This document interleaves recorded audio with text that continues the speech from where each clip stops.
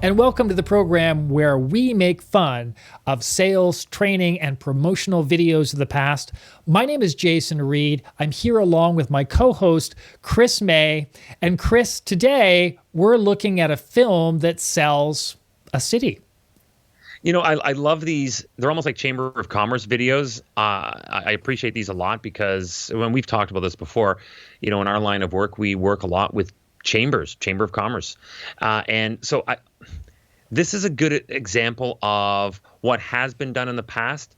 And we're only riffing on this to show you how far we've come in thinking a few times over before we actually cut a film and show it to people, because when we riff it, you'll know exactly what we're talking about. Yeah, and you know what? I have a particular fondness for this film because I broke into video, news, and current affairs production in the late 1980s, which is when this was shot, and I recognize so much of it. Like as you'll see, there's a lot of mistakes, but as I watch it, I know exactly why every mistake was made, because it looked like pretty much every video that I produced back then. So this one's an interesting one for me. And not only are we going to riff the film, but when we come back, we'll review it, and I'll do a little bit of video storytelling 101 to show you exactly why some of these somewhat ridiculous mistakes were actually made in this film. Okay. Here we go. This looks and sounds like the opening to a lot of those 80s sitcoms, you know, like Full House or Who's the Boss. Yeah, it's nice and bouncy. Any second. Starring Kirk Cameron. Who is it starring? My own roots go deep in Kansas City history. Really? Who are you? It's the guy from H&R Block. Is that how they spell block? Apparently. I never knew that. The city of today is indeed a livable city. Wow, now that's a celebrity. If you love doing your taxes at the mall, this is the guy. I was going to say that the only celebrity they got was the tax man. So many great people have come out of Kansas City, Missouri. You took the tax man. And you put him in a blue suit in the middle of a park. In the middle of the country. The opportunity, for example, to choose a desirable location. The opportunity, and he's focusing on that teleprompter, and he's not going to miss a word, no matter how boring he has to be. He's like the Mona Lisa. His head moves, but his eyes stay fixed. And living. Ooh, he's getting fancy there with his arms up. That was when the producer behind the camera went, no, not too much move. There we go. We got sports, the Kansas City Chiefs. Marathons. Ballet? What about ribs? They had a ballet, but I'm glad they do. History? That's culture. Yeah, that perfectly sums up the Royals. I know, that was hilarious.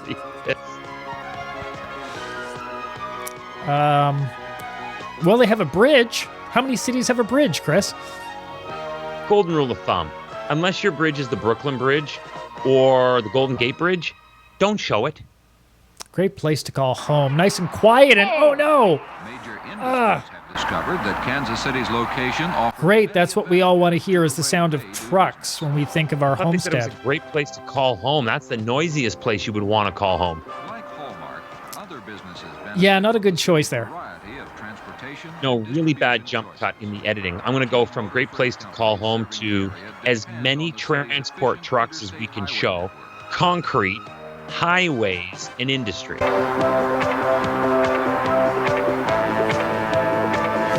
I want to be close to the highway and the railroad so I can get even more noise.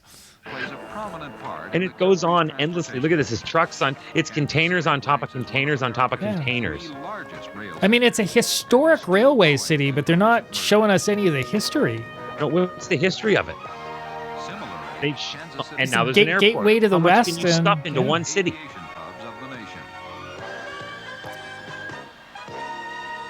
The way they've edited this, it looks like all these planes are going to crash at the end. You're right. Look at this. It comes in from the right and the left.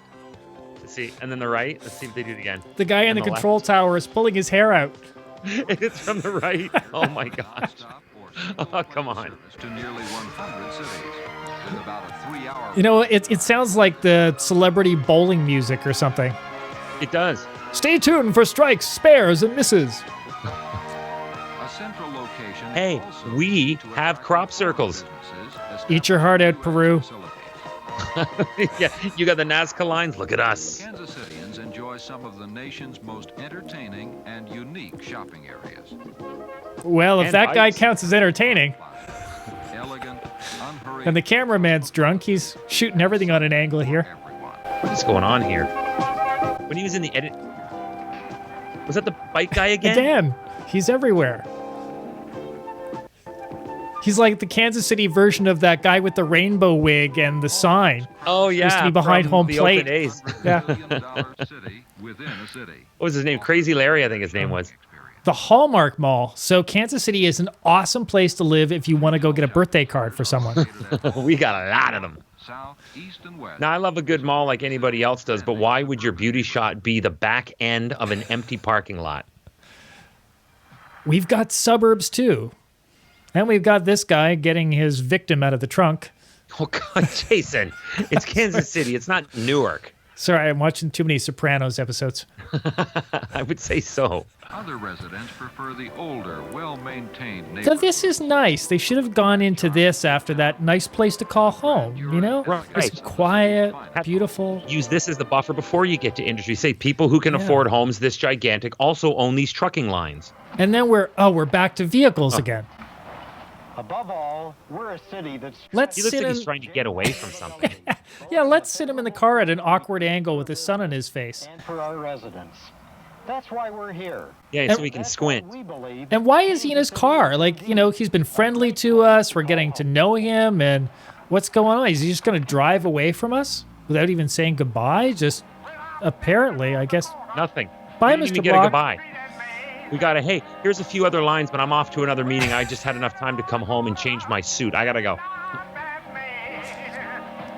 See, we're getting a taste of, like, you know, some culture in Kansas City. There's lots of it, but we haven't seen much of it. They haven't talked much about it, but I know. I'd love to go to Kansas City myself. Well, we have lots of festivals. We don't know what they are, but there's a lot of people. So if Apparently you there's a lot love of feeling festivals. cramped, A lot of concrete, a lot of streets. and let's end with a clown dropping the ball. Just like the producers of the film did on this one. Oh, bravo, bravo. And we'll use different font for the end credits because, heck, we paid for those fonts. And we see the credits of shame. Those companies are going, hoy vey. What? Why did you show our name? And that was Kansas City, a great place to live.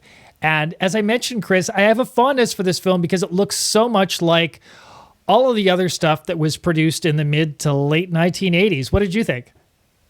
It really did. It had very much a 1980s feel to it.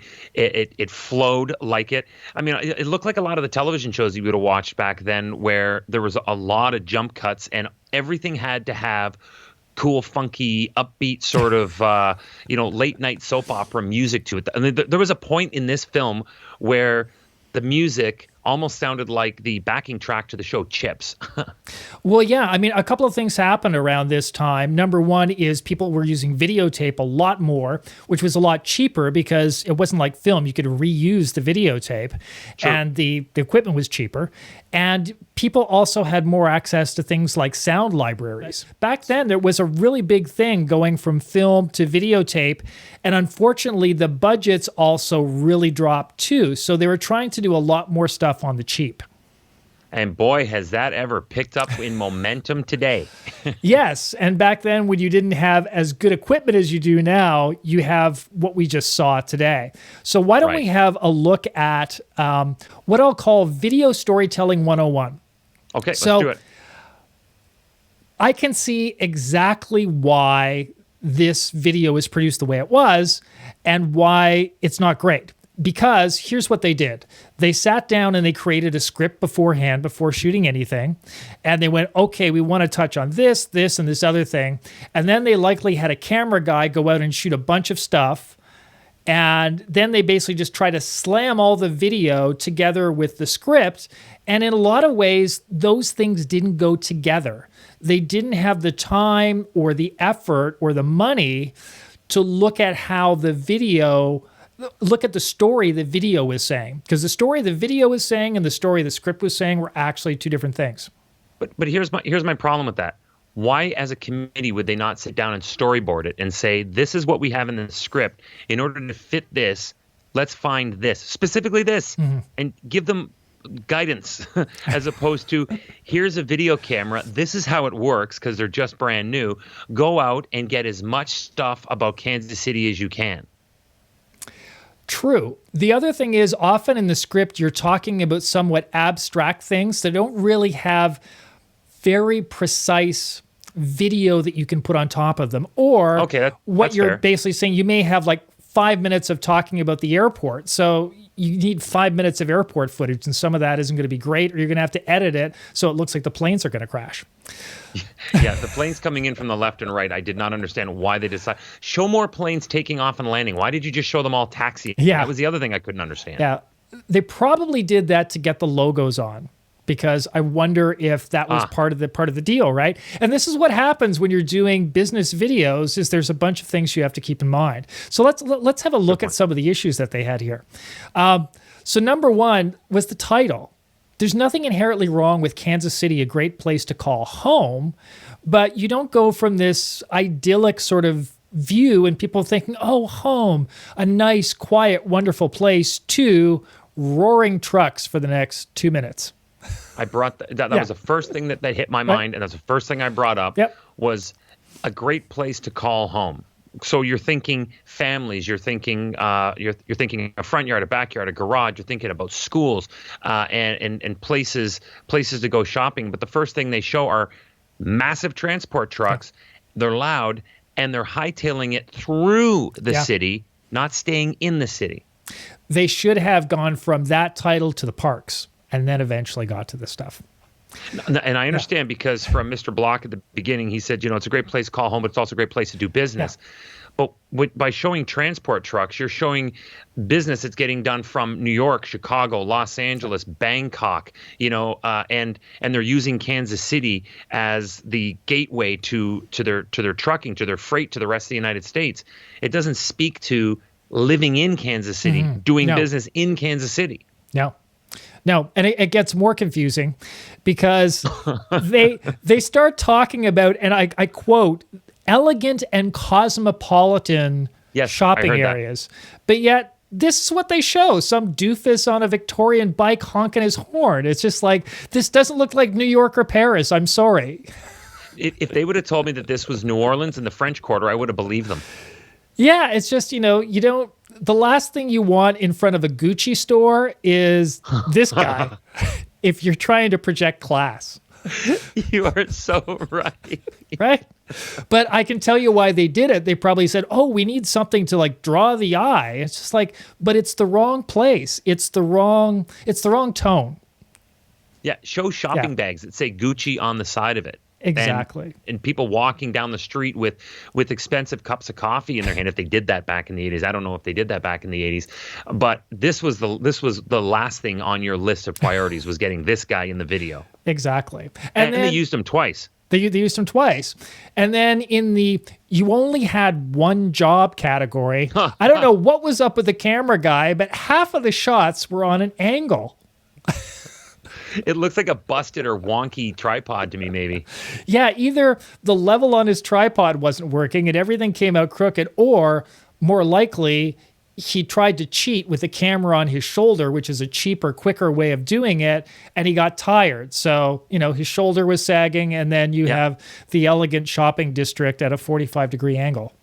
It looks like it's sliding off the earth. And if that wasn't awkward enough, we already talked about this, is shooting this guy in his car. Like, why? First of all, they didn't explain why he switched suits. Now, I know that this is semantics, but it's continuity, man. It's a film that's only a few minutes long.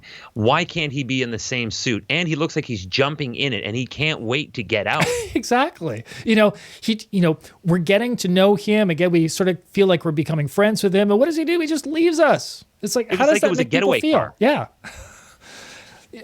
And again, this is the person thinking about the script and the words without thinking about how the video makes us feel. That's the big difference. Well, now in modern era, we have committees that are dedicated to projecting or forecasting how we would feel. So these mistakes don't get made anymore. Exactly. And then finally, this is the one that actually makes me laugh the most because it's so ridiculously symbolic, is ending with a clown literally dropping a ball. That's what you want as your last view of Kansas City is, yeah, we're a bunch of clowns that just drop the ball all the time.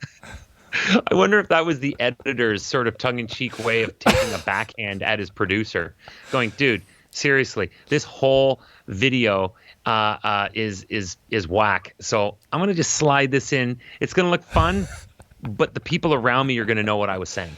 Yeah, one of those inside jokes. Yeah. For some people, this might be an excellent opportunity to add some entertainment to their virtual conference. Yeah, I mean, obviously, one day we hope that everybody's going to be back and doing things live because that's actually what our human species was designed for. But until that happens, we're doing this virtually right now, and you can go to our YouTube channel and see all the rest of those that we have done. All you have to do is hit that subscribe button, really simple. And once you've done that, you are alerted to when the next episode comes up. I believe they come up every Thursday, but you can also go back now and have access to our library. We love taking these videos and presenting them for what they are today.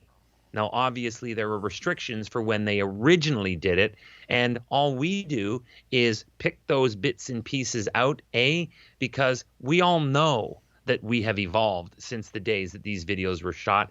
And my goodness, is it ever fun to be able to look back at the way things used to get done? It is. So we lovingly riff the film, and we give you some things to think about too in terms of marketing and sales and your storytelling and everything else. Chris and I both have backgrounds as speakers and storytelling experts. So might be something worth checking out, cheezysalescinema.com. That's cheesy with a Z. And a Y. And a Y. Just throwing it out there. Just throwing it out there. There we go. So on behalf of Chris May, I am Jason Reid. We will see you soon.